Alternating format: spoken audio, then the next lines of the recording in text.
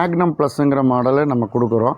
இதை வந்து இந்த கேரளாவிலலாம் பார்த்திங்கன்னா சேத்துளவு மண்டல் களிமண் பூமிகளுக்கெல்லாம் வந்து வெட்லேண்ட் சேத்துக்குள்ளேயே ஓட்டுற மாதிரி ப்ராடக்ட் டிசைன் பண்ணினது தான் இந்த மேக்னம் ப்ளஸ்.